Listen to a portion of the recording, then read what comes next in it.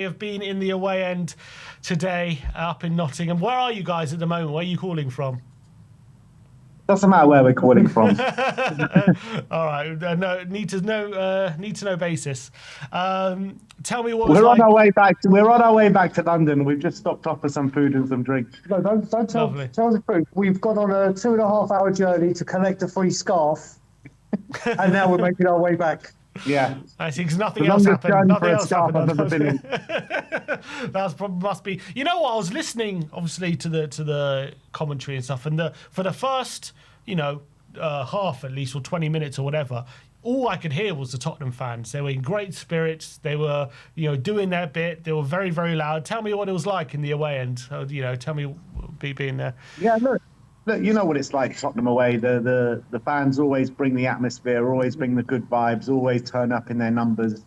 And this was no different, loud singing for the first half an hour, but the team just sucked the life out of all the fans that were there. That's the honest truth of it. Yep. It's all very nice, getting a scarf, Christmas present and all that. But where's our Christmas present on the pitch? This was a massive step backwards today. That's what the reality is. We could all get excited about the last games. We're saying green shoots, a draw at Newcastle, winning the Champions League. We beat Brentford. We played attacking football. Well, this was one of the worst of the lot. It really was one of the worst of the lot. Like, this Nottingham Forest side were taking the piss out of us towards the end of that game. The last 20 minutes, they were allaying. They were taking the piss out of all the Spurs fans that were there. It was crazy. Get taken the piss out of a team that was sitting 17th, that had been in disarray for the majority of the season. It's an absolute disgrace. Not one bit of attacking intent. I remember one shot with Archie Gray. That was our only shot on target. And it's what I've been talking about, Yusim, pretty much for weeks and weeks and weeks, about the individualism of the team. All we do is rely on players to work their magic. Kudus, Spence today, Muani, at times was just trying to take it around their whole team. And it's just like, what have we got to go on today? There is literally nothing to go on today. It was such a bad performance. And I can't begin to start explaining it. It's just, I'm lost for words, man. I say I'm lost for words, but I've been speaking about 5 minutes. You seem to have enough words to come up with. Brian, some fans have called in saying, what can Frank do when Gray's making a mistake like he did, and Hudson-Odoi, should Vicario have saved that one from Hudson-Odoi as well? How much blame is on Frank today with that performance? Yeah, people will know on the channel and in the chat that I try to defend him as much as I can, but today it's completely unacceptable. I can't defend it. Do you know what I'll say to Benson? We saw the starting lineup and we thought, brilliant. He's keeping the same team, not many changes. It looks like he's going to stick with this attacking ethos we've seen in the last couple of games. And it looked like there was some familiarity building up. But from the second we kicked off, there was not one single intent of attacking football.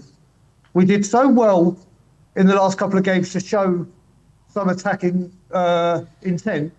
If we had lost this game but had played the attacking way we've done the last couple of games, I'd be like, do you know what? They stuck to their guns. They tried to play the football they've been playing recently, and the better team won. I don't think we put 5 forward passes together in the whole game. It was absolutely shambolic. I didn't understand Frank's game plan, strategy, tactics, decision-making, substitution or time of substitutions. We're 2-0 down, pushing for a goal. We bring on Ben Davies and Pali. Yeah, and I'll tell you how bad we were, Tim. This is how bad we were. For the first time this season, we had a referee on the payroll for us, and we still performed shit. Yeah, he was giving weird decisions for us. We got a bit lucky. Yeah. And we were still shit. Yeah. We even had the ref on our side. It was, honestly, we've seen some bad performances under Frank. And we've spoken about the double pivot. We've spoken about chopping and changing. But this team have had the best part 3. This is the third game. Obviously, there's been a couple of changes. But it looked like there was a start of something building or some kind of identity. And it was like 2 steps forward, 8 steps back. I'm flabbergasted with Frank. For the first time, I'm clueless of what I've just witnessed, and I'm pissed off I had the misfortune of watching it live. Yeah, he said he was talking about the game in his press conference. He said on the second goal. First of all, he said the first 2 goals were 2 individual errors, so I'm assuming he's putting that second goal down to a Vicario mistake. And he said we were after the first goal. I think we lost our structure and we were disjointed. And then the 2-0 goal killed the game off, and we basically were not in the game after that, in my opinion. But they scored that second goal in 50 minutes. So there was a lot of time left. Why is that acceptable for him to be saying the game is done at 2-0 when there's still basically a whole half of play to go? No, of course it's not. But I think he's just trying to diffuse the situation, just trying to play it down a bit in the press. The game was still there for the take. We could have still taken the game to them, got one back, and then you're banging the game. You've got half an hour still, 25 minutes still to get another goal. So, yeah, the game was nowhere near done at 2-0, but it was done for the way that we were playing, because I didn't see any route for us to get back into that game. And I'm sick and tired of these players coming out and apologising for performances. Pedro Porro, after the game, I heard he said, the away fans don't deserve this. So why do you keep fucking pulling these performances out? Pedro Porro, I know he's done all right, and I'm happy with his performance the last couple of games, but today was back to one of his worst displays of the season. He has not been good enough this season. So stop apologising after games and make up for it on the pitch. How many times do we have to go through this? The same kind of performances from these individuals every single week, apart from a few performances in between. It's ridiculous, to be honest. I'm sick and tired of hearing it. Yeah, Sim, let me ask you a question, because obviously when the first goal went in, the other end of the ground's was, so it looked like a Vicario howler. And that's why I said at half-time. I think it was more gone, yeah. But no, I was about to say, a lot of people commented on it, saying no, it was Archie Gray's fault. I've seen the goal on replay now. I get what people are saying about Gray, but where I still lay a bit of fault with Vicario is he can see people are on spent. Gray, why the hell did he not just tooth it? Just get rid of it. Well, Frank, just so you know, Frank has laid the blame on Gray for that mistake. I think it's 6 and 1.5 does the other. As a keeper, he should see the people closing Gray down and just get rid. Gray to move towards it and start calling for it. But 6 and 1.5 does the surely other. Vicario should He said Gray shouldn't have taken a touch. He just should have played it first time into Romero. If he does that, no danger. He said he doesn't have a problem with what Vicario did. He said you see it every week all over the world, so there's no problem with that. He said he doesn't. He said Gray will learn from it, and it was his mistake essentially. That's what. Look, Gray will. I think Gray was the least of our culprits today. I know he made a mistake for the goal, but I think he handled himself better than a lot of the other players on the pitch today, in my opinion. And Jed Spence as well. I thought he handled himself a bit better than look, clutching at straws here, because I don't think anyone comes out of that with much kind of, glory or definitely not glory, but I can't remember the credit. That's the word I'm looking for. I don't think many players come out of this with credit, but at least some you could see were actually trying to work hard and trying to play for the team. But it was all individuals, all trying to work for themselves, and there was no teamwork whatsoever, and that was the big problem today.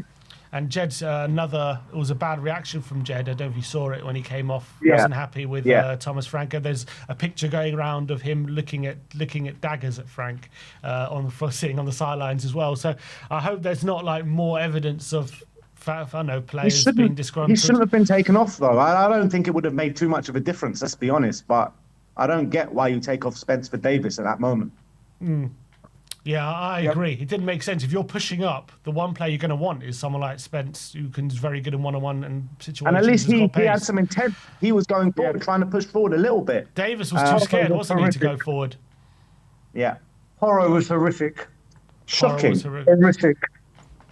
But Frank has said after the game, asked if he is going to get time, he says, I can't see why not. I think it's pretty evident if no one gets the time, no one can turn this around. This is not a quick fix. So he's basically saying, similar to what Ragnick was saying, United, that we need open heart surgery kind of stuff. This is a big job on his hands, and he needs the time. So how do you feel about him saying that?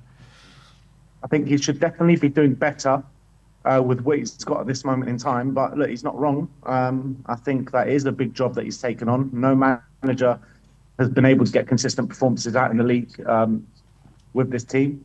So, look, we got no choice but to give him time. I think that's just the reality. Give him time until the end of the season. We assess our options at that moment in time. But I think from now until then, I think we have. I don't think we have a choice. I think we have to give him time. Yeah, no. Someone tagged me and you two guys in a comment on Twitter saying, "Do you know what? I'm sick and tired of hearing Frank needs time. Dyche has come in and look what he's doing at Forest." And I responded to him and I said, "Do you know what? I agree with a lot you said, but Sean Dyche has come into a team where players have been bought for Nuno, which is similar to Sean Dyche's style of football. So they're very suited. Like Slot when he went and inherited Klopp's team. You look at our team, we've got still players from like 4 managers because we keep buying potential and not quality. Frank needs to be doing better. I will admit that and say that. He needs to coach these teams and until January, get better results out of the players he's got.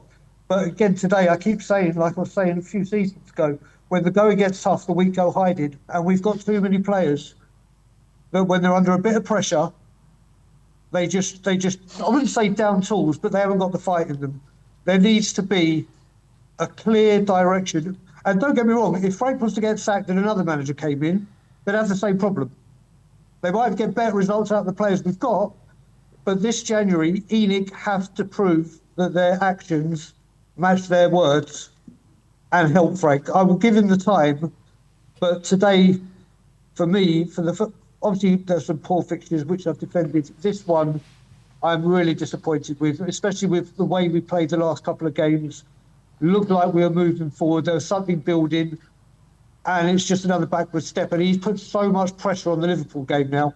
He's put so much unnecessary. Like I said at the beginning, they're turning a corner as well at the moment. It seems exactly. Like I said at the beginning, Sid, if we had played the same way we played against Brentford and Slavia and had lost, you could sit back and say, "Okay, we lost," but you can see what we're trying to do. There's something building.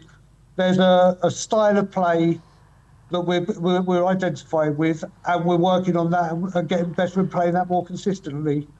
Well, today he went from 2 results that worked brilliantly, never mind the opponents, to going back to what was getting him into a whole lot of trouble. And I don't know why he's done it. I'm clueless. I'm disappointed. I'm angry. But the thing is, he did, as you said, he went unchanged from the Brentford game. So he looked like he found a formula in that Brentford game with that lineup that was working, and then we serve up what we did today. So, like, what does he do It's all now? about intensity. Where does he change it? The intensity in this team is so like up and down. Like it can be good one game, shit the other. It's so inconsistent, the intensity of the team. And if the intensity of the team is not good enough, no matter what players you put on there, no matter what formation you play on there, it's never going to be good enough. And I think, we played the exact same team against Brentford, but the intensity was there, so it looked good. But if that's going to happen, he needs to develop a way of playing that doesn't need that can still get results with the intensity dropping off. If the intensity is gonna, or he has to find a way of keeping that intensity. Is it the players' fault for lacking the intensity? Is there a problem with how they keep up that intensity? Obviously, we had how many days break between this and Slavia? 6 days? 5 days? Yeah.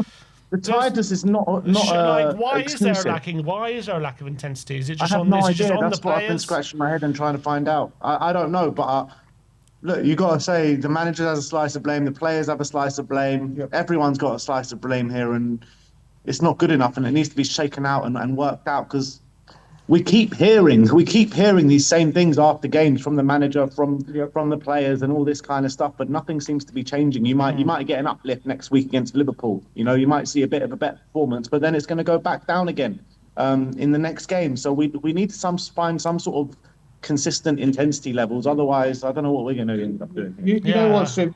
This is a big week for Frank, because for the first time in a long time, there's no midweek game. So he's got the players all week to drill in whatever he's got planned for Liverpool, to try and wrinkle out what's going on in performances like this, to even try and talk to them individually about what the hell's going on, because we've seen the performances recently, but today there was just no desire, no fight, no passion, no commitment. And that's not a skill issue, that's a will issue. And that's an issue when they pick in the games. So hopefully a week off where the whole coaching staff and the players can address whatever is going on and focus fully on Liverpool. And I just pray to God we come out like they've had this week and they mean business, because if they don't, we could be in a real big problem. The problem we got is every time we look like we're turning a corner, we come crashing back down to earth. This is nothing new though. This is Tottenham Hotspur in a nutshell, isn't it? Yeah, true. Welcome to the life of being a Spurs fan, I guess. Exactly. I got another stat for you. This was the lowest XG that Forest have conceded this season. I know. Mate, say the truth. Apparently, this is our lowest points tally at this stage of the season since 2008, 2009. Is that true? Roughly, yeah. What, 22? Wow. And we talk about the table being congested, but all of a sudden we're 4 points off fifth now. I mean, it is still quite close still, but a few more bad performances, we could start to fall away. That's the big issue. Yep, that's the worry. And we got hard games coming up. Don't worry, Sim Dom Solanke's on grass. He'll be back soon. Our problems are solved. He's back on the grass. You eyeing him as a stoner? Do you know what? Half the players played that way today. Yeah. They were all on grass today. They were all on grass. Let's look on the bright side. We got Scar. We got free merch from Tottenham Hotspur. That's all that matters today. So they were literally singing to us, you've got your staffs, now fuck off home. At the end of the game, was there a lot of booing? Was it toxic? Oh, mate, at 3-0, half of them left. Yeah. Half of them left. So there was enough people to boo. I didn't hear too much booing because I don't think there were many fans there. Yeah. Fair enough. I saw a few people on Twitter saying it was a tough game today, but a really, really good win because Palace away could have been a banana skin.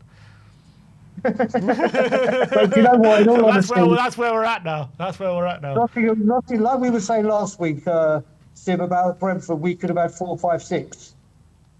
It literally could have been Forest doing that, and the freedom. 3-0 flattered us today. Yeah. So, and by the way, another goal from outside the box, even against Forest, Sangare, another one. Yeah. Mate, listen, so many times the Forest players had the freedom of Nottingham to look around the pitch, see what's available. There was just no intensity. It's just a diabolical, shambolic performance. And also that defensive solidity seems to have completely abandoned us. That's 13 goals now in the last 6 games we've conceded. Yeah, it's just not on. It's not on. And like I said, today, Frank takes a massive slice of the pie for me. But again, like I said, the players, there was just no fight, desire. Simmons was trying to do things, and his defensive work again, and putting his body on the line. I think all apart from Richarlison was so bad today. Richarlison was woeful. Yeah, he was also awful. The other players, like I think with Kudus and with Javi and with Mwani, as much as they didn't have good games, it's like I keep saying, there was no teamwork between them. It was all of them trying to just do their own thing and on their own little side quests and missions throughout the game. And it's like, where's the teamwork, man? Ridiculous. I wonder where Frank goes from here in terms of selection, because can he keep that same team? Does he change up again? I'll start next game. What more does Tell need to do to get more minutes, man? The game's gone by the time he comes on. Like, bring him on when he's got his fighting chance. God, a lot to discuss tomorrow. But we'll see you in the studio tomorrow to go in deeper. I'm sure you're looking forward to that. All right, but we'll see you guys. Appreciate you guys calling in. Enjoy your food. Enjoy the rest of your day. And we'll see you soon. It's going to be terrific, brother. Can't wait. Terrific day. See you later, people. Nice one, guys. See you soon. Bye-bye.